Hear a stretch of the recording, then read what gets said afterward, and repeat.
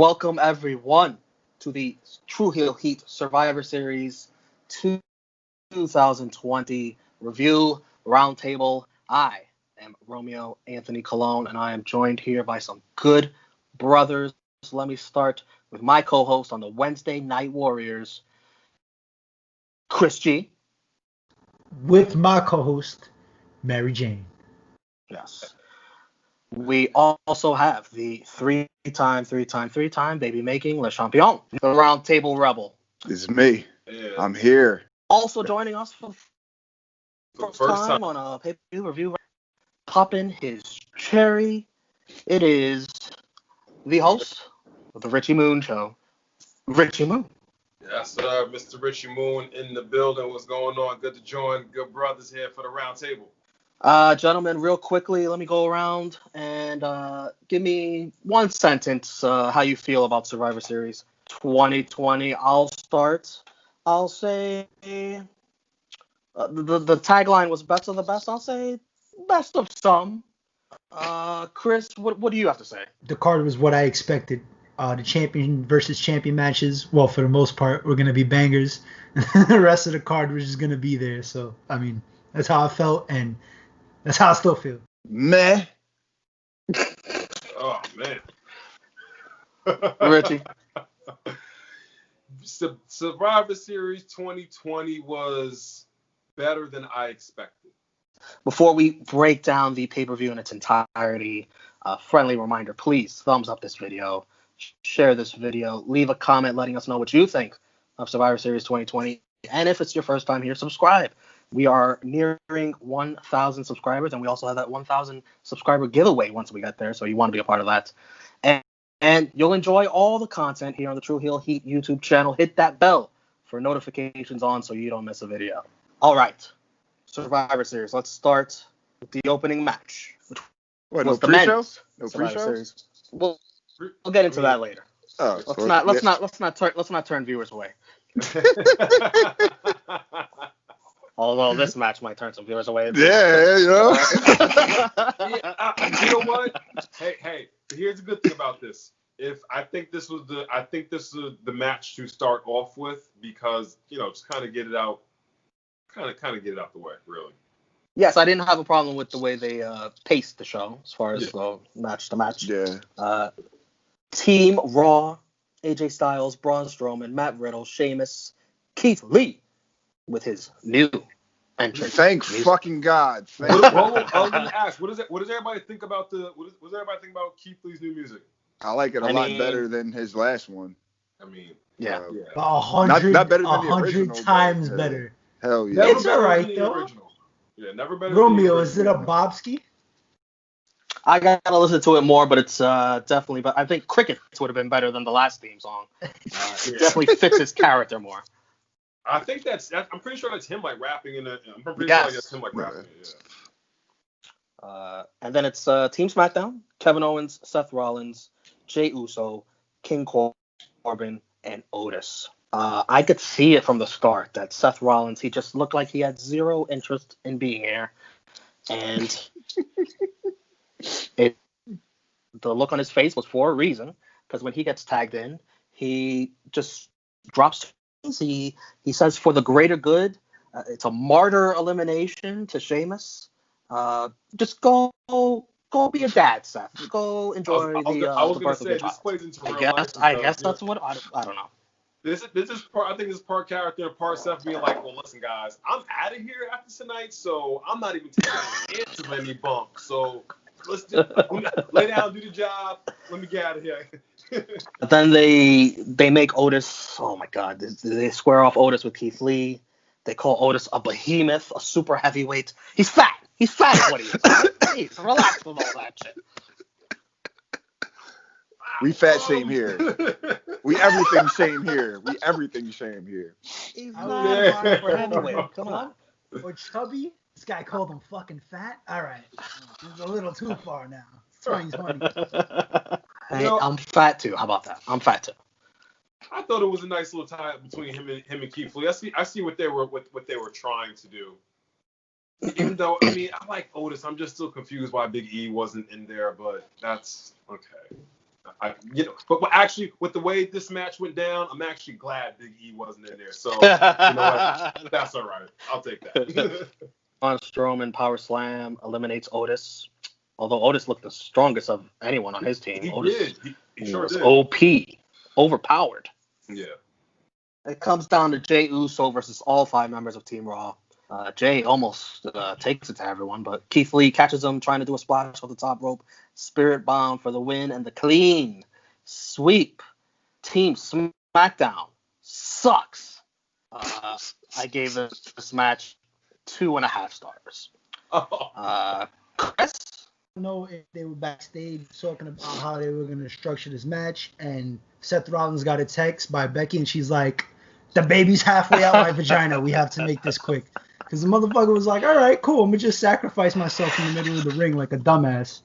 The dumbest thing I've ever seen in a fucking Survivor Series match.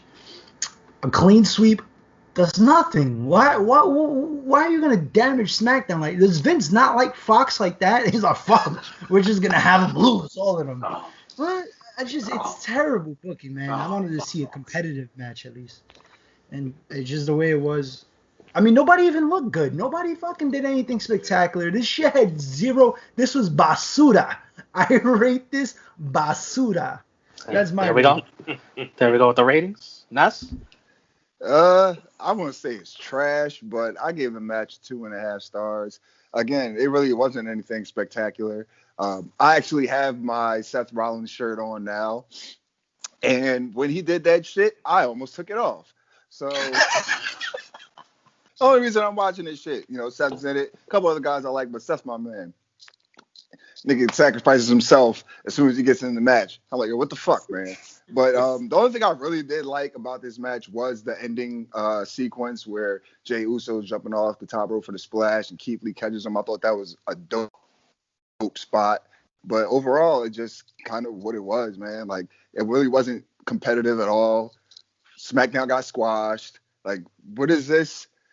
As SmackDown keeps showing that they're the better show, and that I hear, because I don't watch either Raw or SmackDown, I just hear other people say SmackDown's better. They sure know how to fuck them over when it comes to making them look better than Raw. But, that's been going on for years, so there's no surprise there. But, yeah, overall, it was just, like, average. And, yeah, 2.5. The match itself was... Yeah, I would probably say the same. It's just meh. Very, like, the match itself didn't really do it. But I did like the story. I did like how they made Jey look strong. Jey looked strong because, like, he was, it was 5 against 1. But other than that, it was just, like, it didn't really do anything for anybody. You know what I'm saying? Like, what was the point of squashing SmackDown like that? What was, like, nothing really came out of AJ being a captain. Like, there was, like, really no fallout from that to even really continue. Like, there was just it was just a match. And it was just like, oh, okay. So, meh. I don't even know if that's a rating, but meh. We got a basura. We do that here, too. We do that here, too. Trust me, your rating is totally acceptable. All right, so speaking of Big E, you didn't want him in that match, Richie. He's with his old buddies, the New Day, reunited already once again. The New Day in their Gears of War gear, and that's why it doesn't bother me, because it's just like the new Gears of War things coming out. It's like, that's why it doesn't bother me, because it's like it's that, you know what I'm saying? Like, and they did look awesome. They did look pretty badass all coming out with that Gears of War. I'm not even gonna say cosplay, because they're cosplaying themselves. You know what I'm saying? So with the Gears of War outfit, like, I think it was badass. But yeah. Do we have any Gears of War gamers in here? I don't have an Xbox anymore, but I love Gears of War. If I had one, I'd definitely be getting that game and the DLC, all that shit. That shit is dope. Back in the day, like Gears 2, Gears 3, I used to play. If I was playing now, I ain't paying for no DLC. I'll tell you that. The Street Profits, they do a promo backstage that is very over-the-top, obnoxious, and so bad that I muted it. So if you guys saw it, if you guys want to say something about it, go ahead.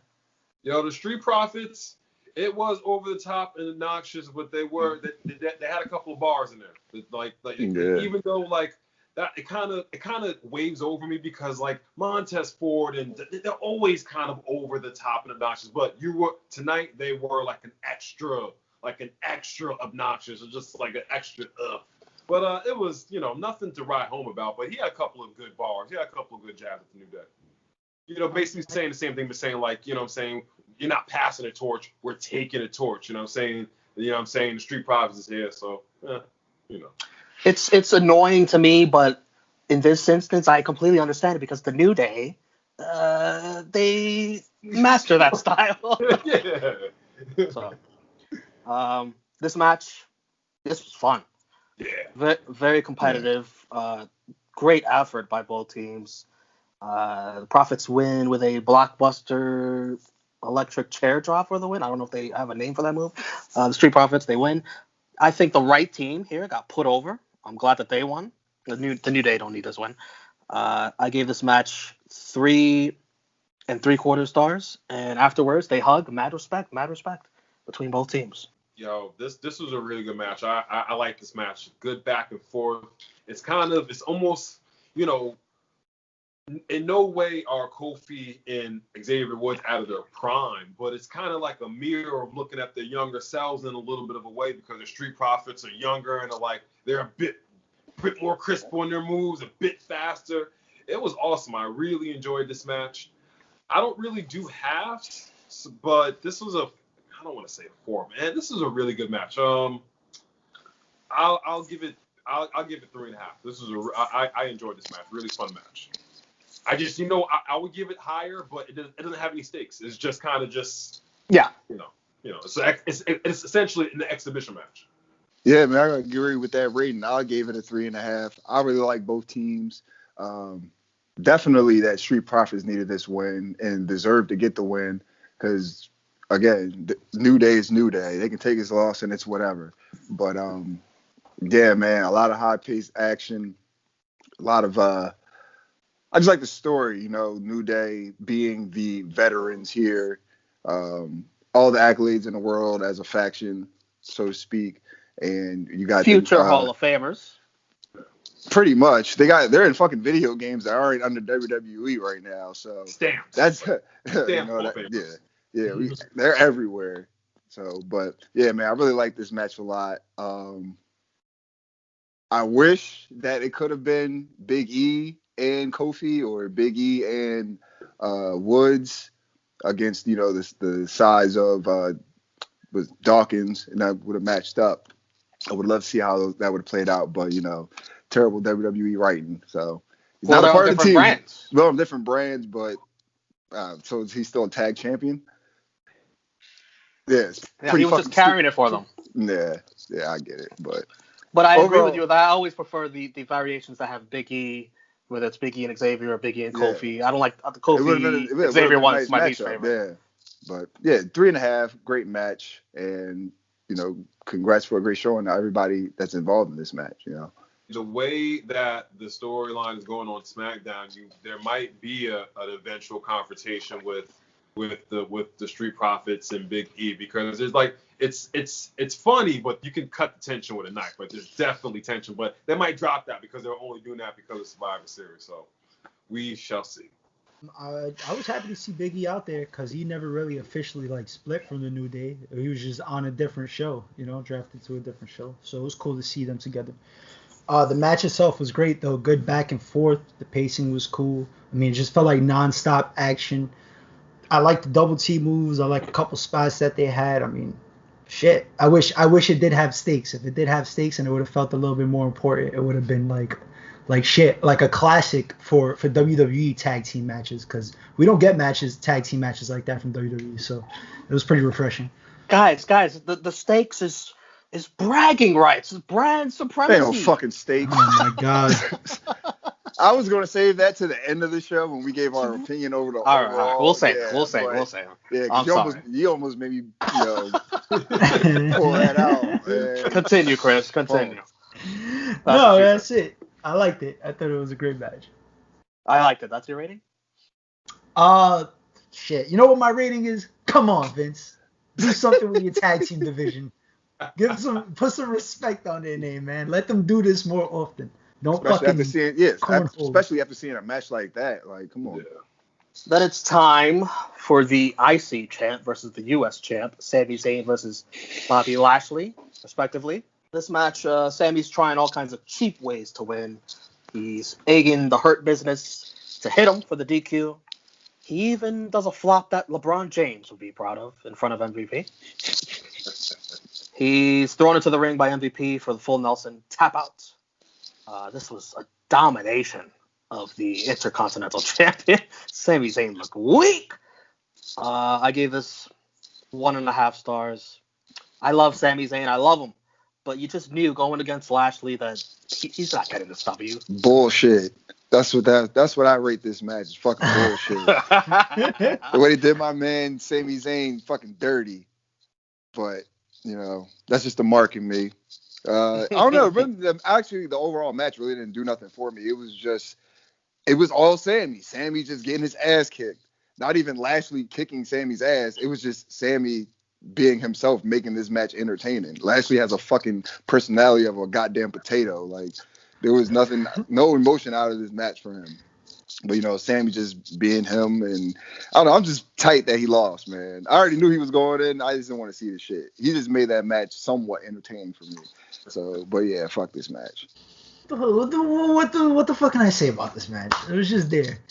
You know, you got Sami Zayn doing his heel shit, which was good actually, but I mean, other than that, it wasn't nothing crazy. It doesn't progress. It doesn't further a storyline or anything. You know, it's just there. Well, no, because it's over now. That's it. I mean, go back to your separate shows. If you think about it, between Sami Zayn and Bobby Lashley, you probably could have had a decent match if they would have booked it the right way, but it is what it is. You know, that's exactly what I thought. You know, like, you have two good wrestlers. Like, okay, you can still have Sami Zayn do his shenanigans, but you got, what, this match was, 10, 11 minutes. You could have fit still a good match in there. And, you know, you don't have to kill your Intercontinental Champion. Like this, he got pinned on SmackDown. Like, it's just, why? Sami Zayn is so good, and you're doing that. Like, come on. Exactly. I get to say, come on, man. Come on. There's a backstage segment. Paul Heyman looks pretty nervous for Jey Uso as the Usos wait in front of Roman Reigns' locker room. Roman comes out. He's got the head of the table shirt. Very nice. The Usos, they start throwing excuses. Oh, it's 5-on-1. Roman dismisses Jimmy so he could talk to Jey privately. That's a nice way of putting it. That was great. He says his family, the family, was disrespected, and Jey doesn't have a place at the table anymore. Pretty much kicks him out of the table. And Paul Heyman was great with the facials, just looking at him like, oh, you fucked up. You are in big, big trouble. This was like, oh my God, when you get in trouble with your parents, and then your brother's right there, and then they kick the brother away, and you have to listen to the riot act. And this was great. Good job. This is just great character work by Roman. Just like, Paul Heyman's facials, not even, if you just look at Paul Heyman, just even when he walks out of the room, listen, I need somebody to look at me the way Paul Heyman looks at Roman when they come out, okay? Paul Heyman's facials are just crazy. But yeah, this was like getting sent to the principal's office, just Roman just suns him all the way out. Like, listen here, Oos. I ain't here for the excuses, Oos. Like, it's so just, good. Yeah. You know what I'm saying? Just good character work from Roman. It's from Jey too. Like, this is awesome. I can't wait till Jimmy comes back too. So this is good stuff. So good shit, pal. The best part is when Jimmy's like, yo, come on, bro. Like, we out of here. We don't need to do this. And Roman's like, nah, you can bounce. Like, you stay. I got to talk to you. You got to stay. He's like, you get the fuck out of here. And you see it in Jimmy's face too. He was just like, yeah, you can leave, but I really can't go nowhere. Yeah, Jay, like, I'll catch up with you in a couple minutes, bro. Facts. I'll catch up. Nah, but that definitely was some great storytelling, great acting by everyone involved. The best part about it was when Roman was just like, yo, you losing makes me look bad. He's like, if you lose, that means they don't respect you. If people don't respect you, they don't respect me. Like, he don't really give a fuck about whatever happens to Jay himself. He's just saying that whatever happens to Jay comes back on him. So he's like, yo, you're not going to be out here embarrassing me, my nigga. Like, you got to chill the fuck out. Can I just say that I knew Roman could nail this role out of the ballpark, but I think the Usos, specifically Jay's, are holding their own too. Pretty good. Yeah. That's a fact. That it's awesome. That is always. I hope they stick to this. Just it always comes back to disrespecting the family. Because like no matter what the situation was, he brought it all the way back to. Well, hold on. Now you're making the family, making me look bad. You're making the family look bad. So as long as they stick to that, this will just be. We might. I mean, I know they're always. I know they're always building up, turn them face, but it's just like, man, this character is just like this might be the new Roman forever, man. Fuck. Do you guys smell that? Smell what the Rock is cooking? It's coming. Man. It's coming. It's coming. I'm lighting up for that. The battle of the women's champions, Asuka versus Sasha Banks. I thought this was good action. Not their best match, but definitely passable. Sasha gets the win in sort of a fluke way with the battle of pins. Clean though, clean pin, clean win. And you can't be greedy when you get these Sasha Banks wins. You got to take them where you can get them. She finally beats Asuka. I gave this 3.25 stars. And it's Undertaker night. It's farewell Undertaker. She can't lose. Her and Snoop Dogg, the part of the Taker family now, they're all one big Crip family. She couldn't lose. Yeah, right, Ness? Right, Richie?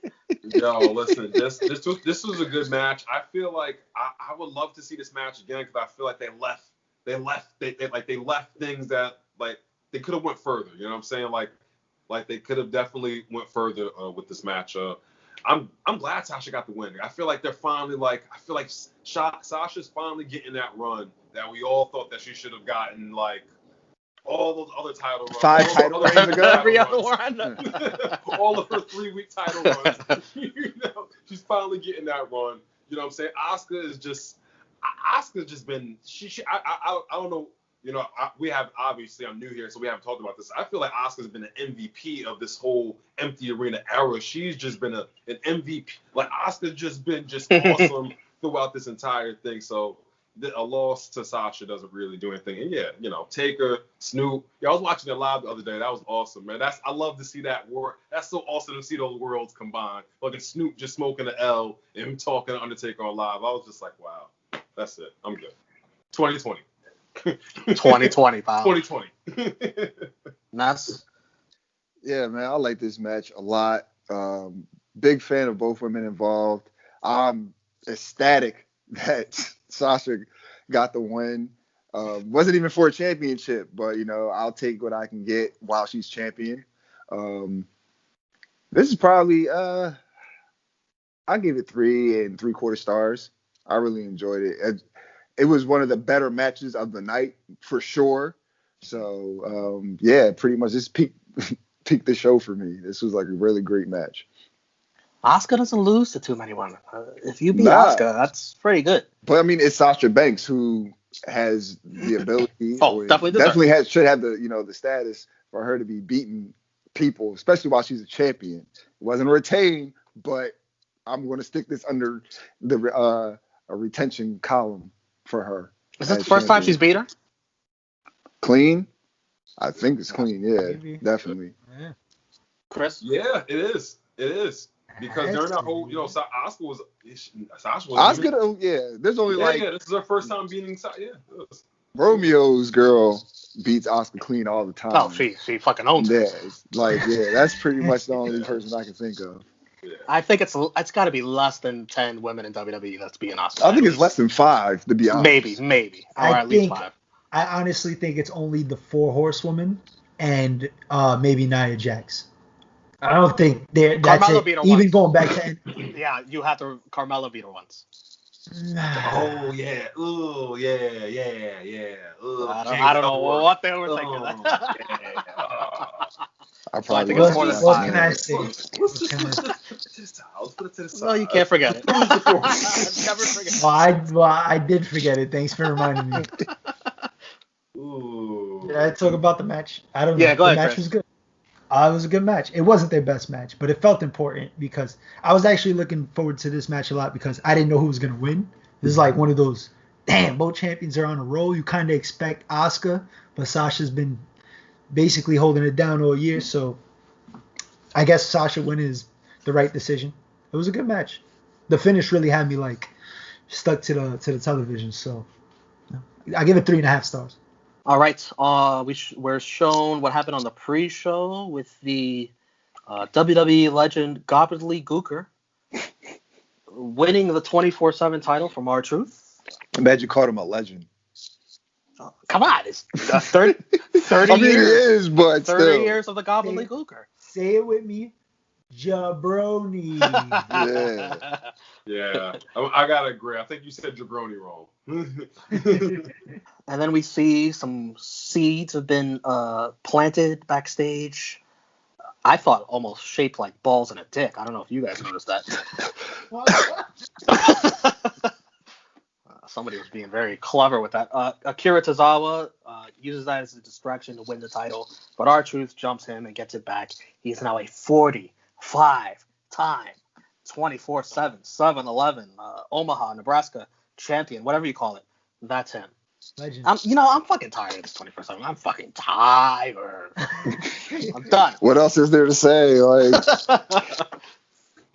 all our feelings was in the description of the match. Yeah, like that's really what it was. Women's Survivor Series match. Oh boy.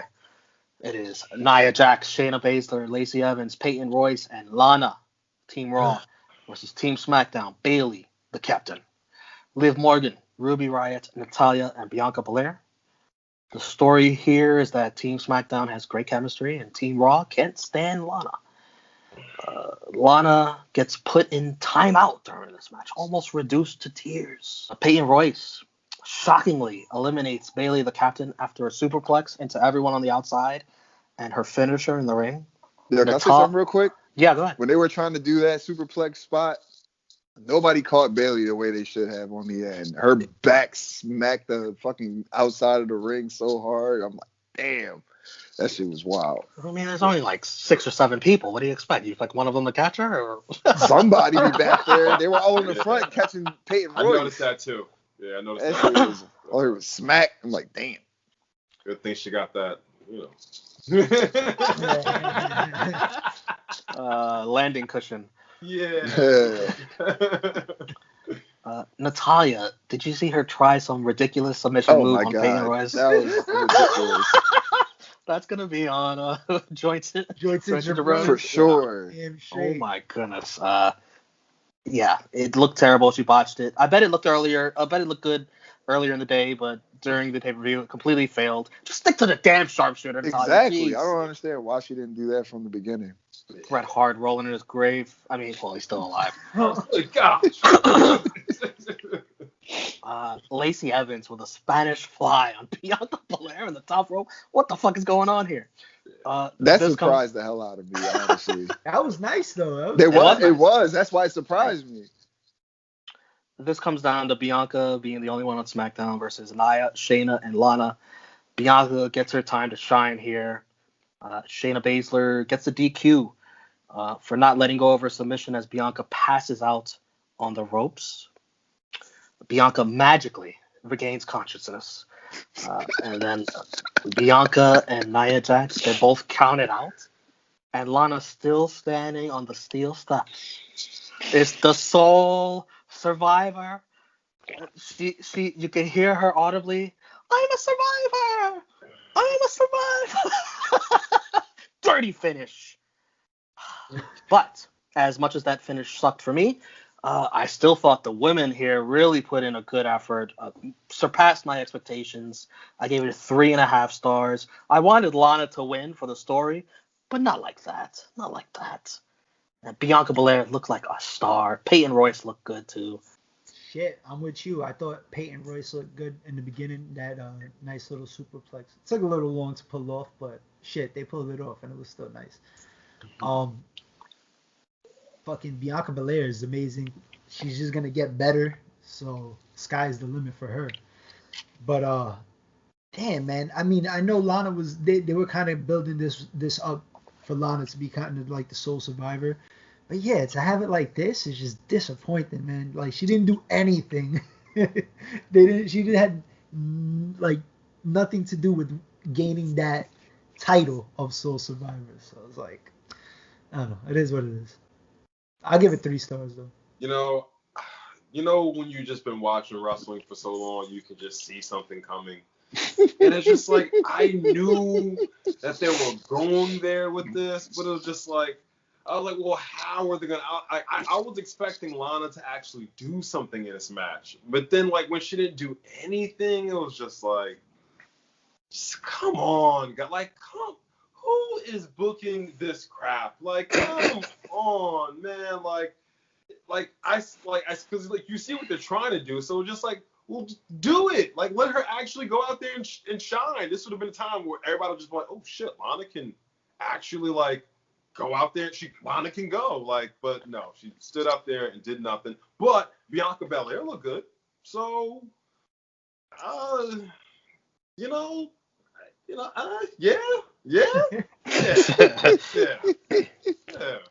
man, yeah, this match. Yeah. It wasn't bad at all. Not in the It wasn't bad. No, it wasn't bad. Like, I gotta piggyback what Richie said, man. Like, who didn't see that Lana was going to be the whole, like, centered around this somehow? Like, in my opinion, it was only going to be one of two ways. That she was going to get revenge on Nia Jax and put her through a table, or something with Nia Jax on the table. That's what I was expecting. It was either that or that Lana was going to be the sole survivor. She wrestled in the match for a little bit. She looked decent for what she was doing at the time for Lana's standards. But yeah, after they made her sit on or stand on the ring step, she didn't do shit. Like, just stood there the whole time. Like, it was like, all right.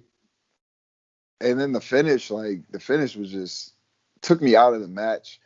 The women put on a spectacular match. So everybody shined. I like the story that they were telling, where, you know, Team SmackDown's just trying to fight through the odds. They're knocking off Raw team members, but, you know, it wasn't enough. It's all right to make Lana the sole survivor, but I wish they would have did something more creative with it.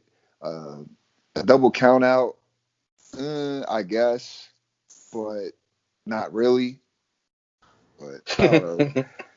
I give the match 3 1/4. It probably would have been more for me, but, you know, I didn't like the whole double count out at the end just to make Lana the sole survivor.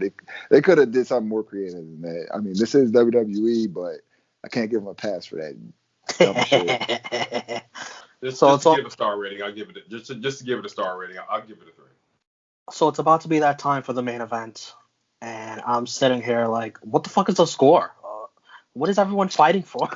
Wait till we get to the overall, man. Wait till we get to the end of this shit. This is what, yeah. But you know, I apparently Raw is up 4-2, so SmackDown can't win, thanks to the pre-show Battle Royal victory by The Miz, which I didn't see. Did you guys see? Yeah, I saw it. It was a battle royal. What can you tell us about it? It was a battle royal. The Miz one. You know the guy's gonna win when he's the only one that gets a fucking entrance on the WWE network on the pre-show. Right. They have all the time in the world, their own time. They gave one guy an entrance. Guess who's winning the fucking match? The guy getting the entrance. There was one cool spot though. I think it was Ricochet and somebody, or Ricochet did it to somebody, did a dragon suplex on the apron. That shit was dope. It was him and Cedric Alexander. Yeah, that shit was wild. Right after that, Ricochet got tossed out.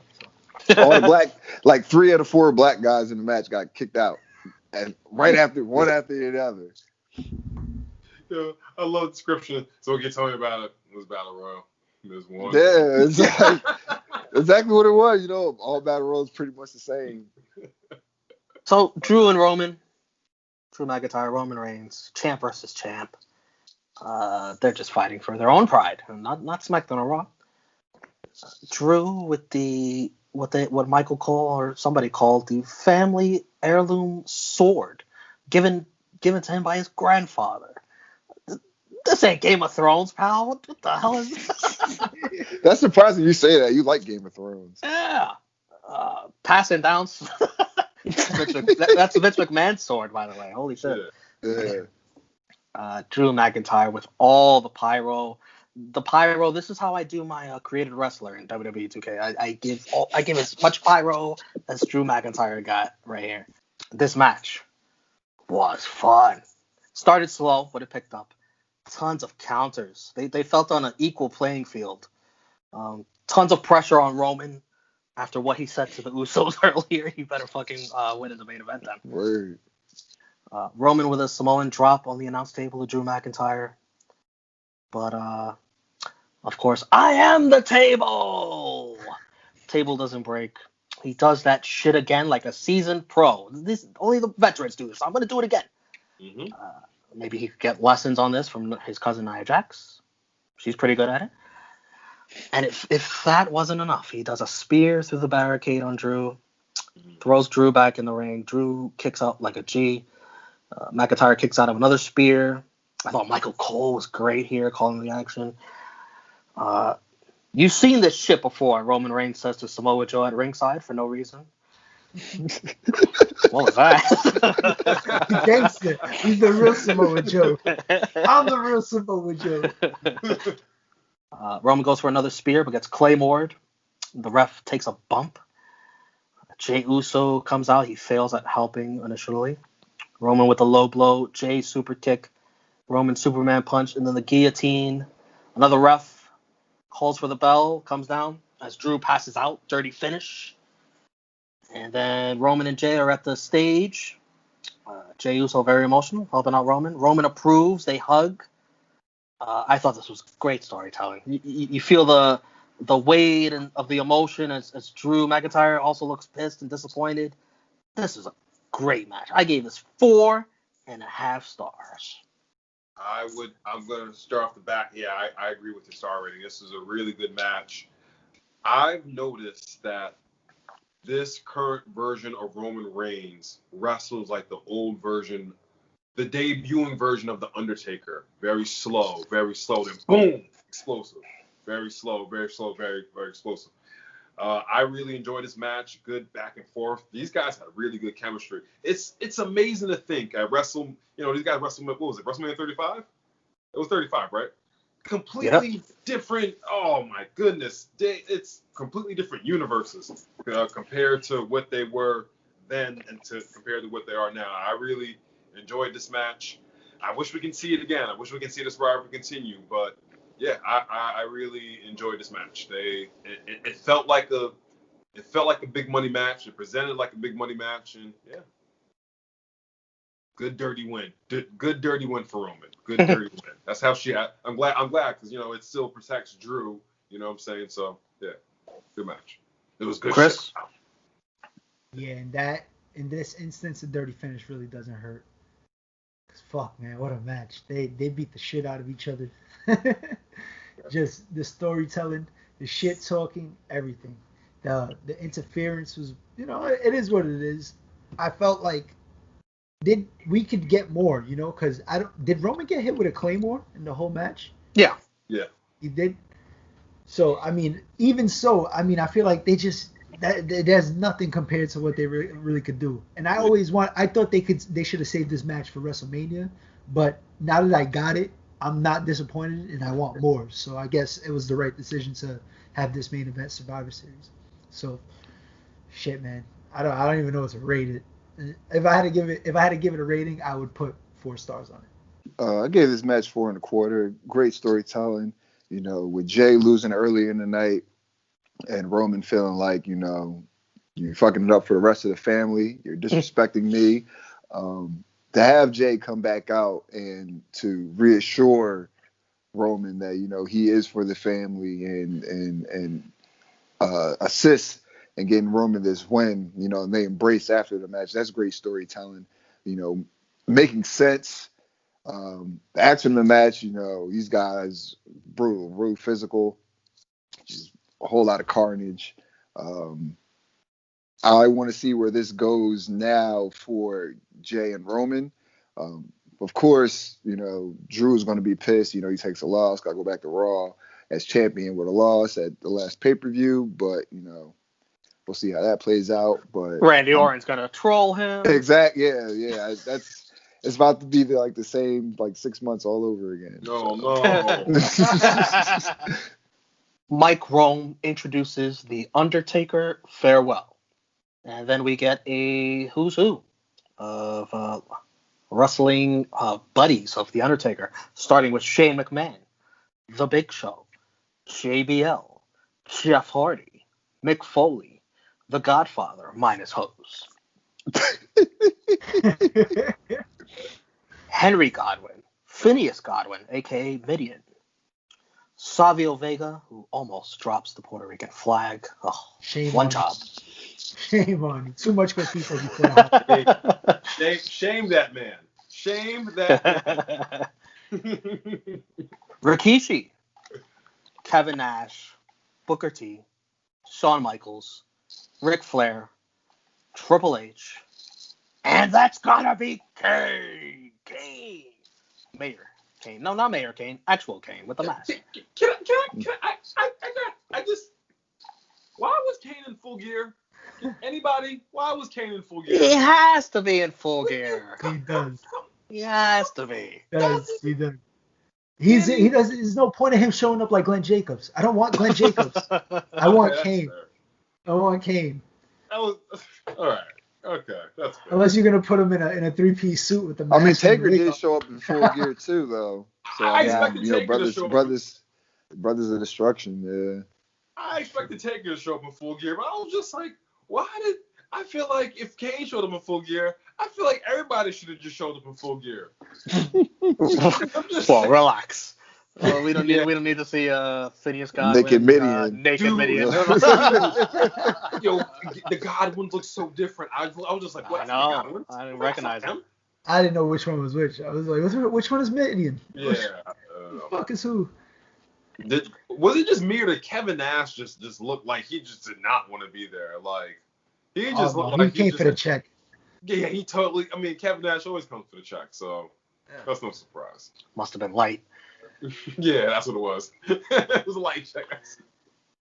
Then there's a tribute video to the sounds of Metallica. And then we cut back to the ring. Mr. McMahon is there, and everyone else has disappeared into another dimension. Thanos away. Vince says it's time to say goodbye. He says, they say nothing lasts forever. They're wrong. The legacy of Undertaker is eternal. Then he introduces the dead man, the Phenom, the Undertaker. And the Taker entrance in the Thunderdome is, it's a chef's kiss. It's a beautiful entrance. I think that's the only reason we're doing this, just so Taker could have his entrance in the Thunderdome. I don't know.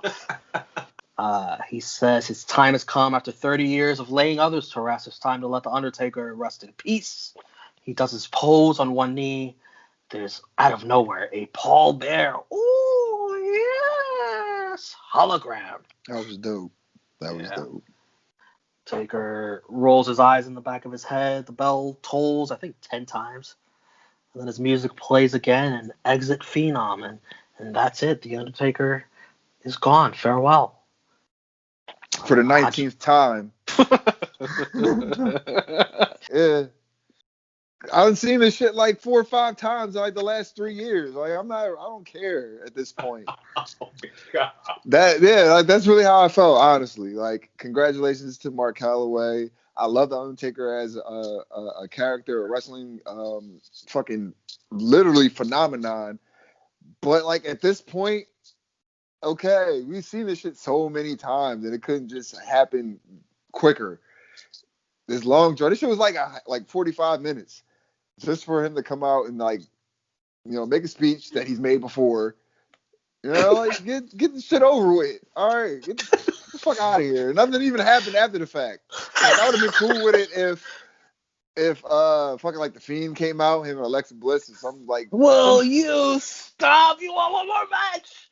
No, I just like make I don't know, just make it worth it. Like we've seen this shit so many times. Like we didn't really need this. 30 years of the Undertaker. Like this nigga ain't been wrestling like that recently. They even be fucking giving him congratulations since the last time we were gonna fucking retire him and shit. Like, come on, man. That's how I felt about it. I've seen it so many times. I'm sorry for any Undertaker fans just watching this and you feel offended. I'm not sorry. I don't give a fuck. I'm so over. It's the Undertaker. Oh, we're gonna, he's not wrestling anymore, but we're still gonna milk the shit out of the legacy of the Undertaker. Like, that's all it was. We're still milking this shit. Get it the fuck over. The cow's dead.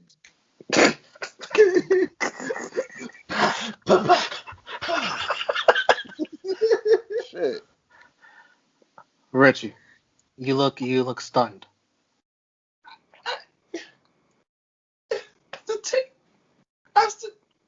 I'm sorry, bro. I'm sorry.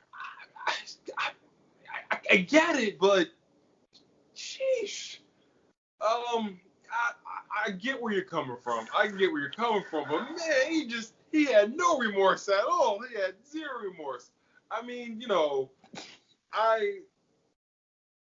it was awesome seeing the Undertaker, come out in the Thunderdome because it's a Thunderdome. You know what I'm saying? And they always give him the best. I can see what you mean. I wish it could have been something more, but I feel like it was a good finale. It's a bit, we kind of feel, we're a little bit tired of this. You know what I'm saying? This has been, unfortunately, this has been dragged out. And,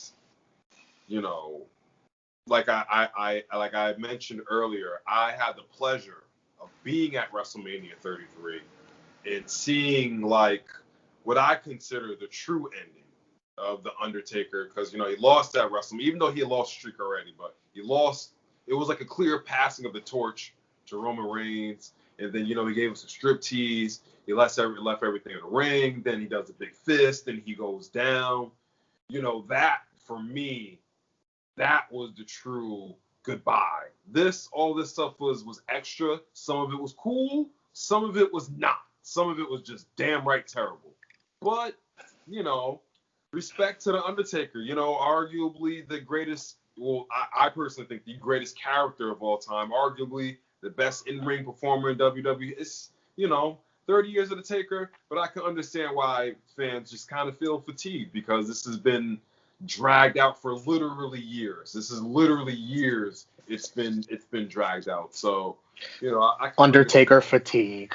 Yeah, but it was just sheesh. He just wait, no. All right, I'll say this. I'll take back the Paul Bearer hologram. That shit was hit awesome. Me. I'm not even gonna lie. Yeah, that fucking hit me. I'm like, all right, shit. I gotta shut the fuck up now. But as soon as they diverted from that, I was back to talking shit again. Well, I will say before I pass the mic real quick, this actually it had a little bit of a personal note. Undertaker was my first image of wrestling. I remember specifically walking into my mom's room, seeing the Undertaker walking down the aisle, and that captured my imagination more than that is one cartoon. bold way to be introduced to wrestling. Yeah, man, just this dark ominous cloud, this mortician looking dude, and he captured my imagination more than any comic book, toy, cartoon. Wrestling was just that. So it was. I feel like it's very fitting that I got to be at WrestleMania and got to call it with some other wrestling fans. His goodbye. Hopefully this is a farewell, but I do feel like this is the farewell. I hope that it really is the final farewell. Even though you got cinematic matches, dude, you could have easily artificially served this out for 3 or 4 more years, but whatever. I mean, I still think him and Sting can have a cinematic match. All right, at least cinematic.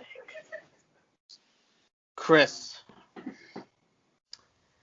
Besides the Paul Bearer hologram, I didn't really it. Didn't really do nothing for me because it's just I'm happy that he got a actual send off on WWE television, a final farewell. Finally, cool. I'm glad it happened, but I shed all my tears for this man already. I'm not getting.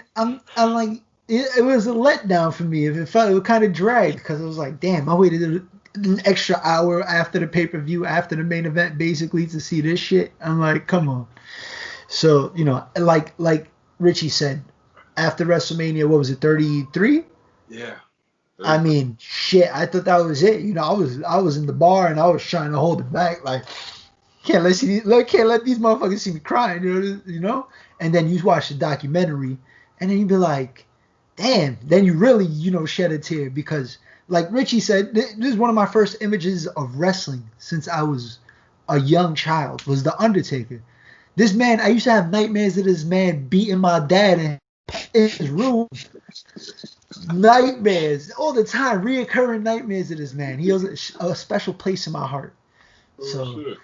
But hopefully this is the final farewell. I want to see this shit again. They show it again, I'm not watching the whole pay-per-view. I don't want to see WrestleMania 35. Oh, what the fucking the streak send off? No, see you. I ain't watching it. I want to say that they should have saved this for when fans return, because fans deserve to be in the audience to see everything that we just saw. But the only reason they did this, let's be honest, is for one big cash grab. To sell pay-per-views, 30 years. Squeezing the milk out that goddamn dead cow is what I'm trying to tell you. That's exactly what the fuck they're doing. Get me a rapper. Snoop Dogg. Let's make some shirts together. All right, let's sell some shirts. Oh, we got to use one of our wrestlers, Sasha Banks. Oh, you see Snoop Dogg's cousin? They're milking the fuck out of this shit, bro. I'm not gonna lie. I want one of those t-shirts, though. I do want one of those t-shirts. I'm not gonna lie. Which one? Guys everywhere. The Undertaker and Snoop Dogg t-shirt, like one of them. I'm not sure which one, but I do want one of them. Drunk guy JJ got them all already. Cause they kind of like they was on their live and they kind of do mirror each other in some ways. Like the Snoop Dogg is kind of like in some ways like kind of like the Undertaker in a rap in some kind of ways. Like they kind of mirror each other. But yeah, cash grab. Selling shirts ain't nothing but a tea thing. Like, come on, it's a 30 years Survivor Series. The media tour. Are you kidding me? Yeah, media tour. Take it. Do you like hot wings? Not really. Great, you're on hot wings. This guy don't even. I mean, he did it like a champ. He took him like a champ. Save the Hall of Fame induction for when fans are back, and then I guess the fans can enjoy. I wouldn't say that so early, because you fuck around. Next thing you know, he'll be the first one announced for next Mania Hall of Fame. Well, they still got to do the other one. They didn't get a chance to do. Yeah. Last year's going into they're doing it this year. Yeah, they'll probably wait and give him his own. Of course, it's the Undertaker. They're gonna give him his own like. There might not even be anybody else inducted in the Hall of Fame. It's just gonna be the Undertaker. Word. They might they really probably will. They might actually do that though. Just like there will be more Undertaker cash grabs. Trust me. I mean, should there be? I mean, you got to think about it. He lived the gimmick for all these years, so he does have like stories upon stories that like, everybody's done documentaries through their career, but he's never done anything. So he does have like stories that are probably really interesting to know. I'm about to watch that Stone Cold special after. Yeah, 2 hours, man. Yeah, I'm excited for that. I think he'll be in The Mandalorian season 3. Well, I'm here for it, though. I'm here for it, though. All right, let's wrap up this pay-per-view. Match of the night. I'm going to go Roman Reigns, Drew McIntyre. Does anyone disagree? Nope, unanimous. Nope. MVP. I'm going to go Roman Reigns. He beat the WWE champion. He set his family straight. He kicked someone out of the table, and then he brought them back in for making up for their mistakes. Roman Reigns for me. Same thing, Goose. Is there anybody more gangster in WWE right now, or in recent memory? This is great. It would have been unanimous, but just how fucking goofy this pay-per-view is, I'm going to go with Lana. She didn't do anything. Yeah, but she was the sole survivor, and she won for her team. So I'm a survivor. that makes her look better than the other fucking losers that lost. So I guess. Speaking of losers, the LVP jabroni of the night, I'm going to go with the entire men's SmackDown team. You got clean swept out of the building. My LVP, with the exception of Roman and Sasha Banks, is everybody from fucking Smack. Oh, I'll take that back. Roman, Sasha, and Bianca Belair. Everybody else that was Team SmackDown, you look like fucking idiots tonight. Jeez. Oh, I'm sorry, Street Profits. Everybody else that lost, bunch of losers. Oh, yeah. I mean, even though Bianca Belair lost too, but she looked the best in that match. So she gets, the winners, y'all cool. Bianca Belair, you straight. Everybody else from Team SmackDown, you're but fucking losers. I was gonna pick Ness for picking fucking Lana for his MVP, but I'm not gonna take that route. I'm going with Seth I'm pretty Rollins. sure somebody did. No, I'm going with Seth Rollins. He sacrificed himself like a fucking lamb. What's with that? I understand you want to go be a dad, but better ways to write yourself off, you piece of shit. Yeah,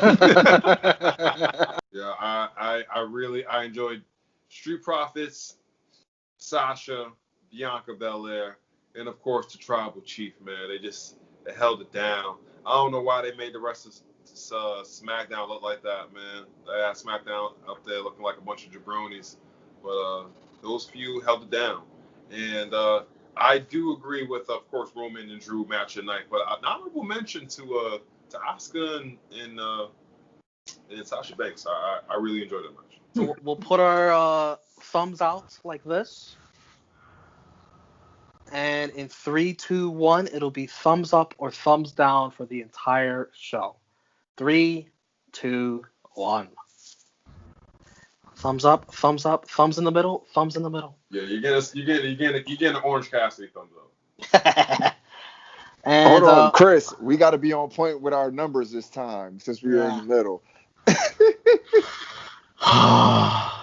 We will score this on a scale of 0 to 10. And since these two gentlemen did thumbs in the middle, I assume their score is 5.0.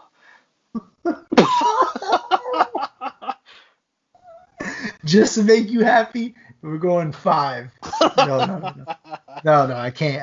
I got to give it a 6 because those three matches. It's a thumbs up then if it's a 6. No, it's not. Mine was no. I'm not doing that again. Because the rest of it was. I gave it a 5. Yeah, that makes sense. Yeah. He's so pandering. No, I'm not pandering. Look, I said from the start that my rating of this show was meh. So I'm definitely not pandering. That's how I felt about the show. Sounds like a 3. That sounds like a 3 to me, pal. No, I'll go with a 5. Thumbs in the middle. Again, overall, like you guys touched on it throughout the whole show. All this is for what? "Quote unquote" bragging rights. There's like no stipulations. There's no motivation. Like I don't care if, I get to say that I beat you at a pay-per-view that we won't have again a year from now. Like we're not even on the same fucking brand. I don't give a fuck if you beat me tonight. Like I don't care. Like I lose on my own brand and it means something. Like I don't give a shit. So why not give stipulations? Like SmackDown or Raw had like first pick in the Royal Rumble or some shit like that. Something, or whoever wins the night revive, like I don't know, anything that would make this worthwhile. Like I don't care if I beat you tonight. Like if I'm a champion, I'm going to think I'm better than you regardless if I win or lose. So I don't give a fuck. This is just another night for me. But like they could have did some storytelling. Like overall, there was definitely storytelling throughout the show, but I wish they would have did more so with Raw versus SmackDown as a story instead of like their own little brand stories intertwined, if you understand what I'm saying. But it was just an average show to me. And then like the extra Undertaker shit, you already heard my opinion on that. Aside from the Paul Bear hologram, 45 minutes of nothing. We've seen this before. So like that didn't do nothing for me either. So yeah, I just like felt like it was real average in the middle type of show for me, in my opinion. Yeah, from 1 to 10, right? 0 to 10 too. So If you want to give it a 0.5, that's I don't think anybody's done No, that I'm yet. I've gonna done give that. it. Yeah, this is like it was like a bit above average, you know. But I will say the matches that I liked, I really did like, and that's what I meant like earlier when I said like it was better than expected. You know, that Street Profits versus New Day was actually better than I expected. I would say you know what? I would give it a 7. You know what I'm saying? I feel like 70 is a nice passable grade. Not a 60, but a 70. Not 80. You know what I'm saying? But right there. You could have gave it Okay. 6.5. But That's what I gave it. You know, Roman and Drew and Sasha and Asuka. Like there was a couple of matches there that I really liked. So I give it a 7. I gave it a 6.5. The main event, the tag team championship match, the Women's Survivor Series match, which surpassed all my expectations. This brand supremacy garbage is exactly that, garbage, especially when you just had a fucking draft, and now these guys are all proud of their new brands when they've been on, like AJ Styles to me just screams Team SmackDown, and now he's the captain of Team Raw. Like, if you're gonna do this, like switch the draft time, like have these people be on their brand for more than just a couple of weeks. Or just make it mean something. Yeah. That's like, yeah. Back in the day, you had the Raw and SmackDown. You had people that represented SmackDown. Batista, Undertaker, Rey Mysterio. You had people that represented Raw, John Cena. Like, nowadays, it's just like, you forget what brand some of these guys are on. You're like, ah. But 6.5 for me. Final thoughts. I'll plug it around. Chris, where can everyone find you? You can find me at True Heel Chris G. You can also find me on Joints and Jabronis and Wednesday Night Warriors with my man Romeo. You can find the three-time baby making champion on Instagram at skinny__Kravitz, on Twitter at skinny_Kravitz, on the True Hill Heat YouTube network with my man Stat King at Review of Honor. And as everybody knows, I am the Roundtable Rebel, the sixth man of the True Hill team. So I pop up on everybody's shows when I feel like it and they feel like having me on. So yeah. Fucking moocher. I'm trying to collect the True Hill Heat YouTube gauntlet and all the stones on everybody's shows. I need True Hill Heat and Dark Power. and no, I do the J News Japan reviews too, so I already got those stones. But yeah. And Richie, you did good, rookie. You did good, kid. Let's give a round of applause for Richie. Yeah, definitely. I appreciate it. Well, I guess this is a better time than ever to tell anybody that I actually am joining the True Heel Heat team, and I'll actually be doing the Raw reviews for True Heel Heat. But you can find me at The Richie Moon Show on Instagram. And I gotta make a Twitter, but you can just find me at I'm big on Instagram, so hit me up on The Richie Moon Show on YouTube, on Instagram, podcast The Richie Moon Show. And yeah, now you can see me doing some Raw reviews, and I'm also gonna have some video essays on True Heel Heat. So holy shit, things coming, that's man. quite the fucking surprise. Yeah, man. Boom, drop it like that. Yeah, that was a fucking bomb. Drop it like that, man. You see these are Cody hands right here. Boom, just like that. Boom. Welcome to the squad. Yeah, congratulations, man. Yeah, man. You can find me, the Pride of NY, on Twitter and Instagram. True Rewind every Monday or Tuesday, where we go over the Monday Night War of old times past. And as Chris G mentioned, the Wednesday Night War, Wednesday Night Warriors, AEW versus NXT. So, for Chris G, my Wednesday Night Warrior compadre, for his co-host, long gone, Mary Jane, we still remember her. For three-time baby making Le Champion, Roundtable Rebel, Ness. Yeah, I couldn't see that. And for the rookie, Richie Moon. Welcome to the squad. I am Romeo Anthony Colon. We thank you for watching this pay-per-view review roundtable for Survivor Series 2020. Best of the best. Or best of some, as I like to call it. Thank you for watching. Thumbs up this video. Leave a comment. Let us know what you thought. And we'll see you next pay-per-view. Bye! Peace.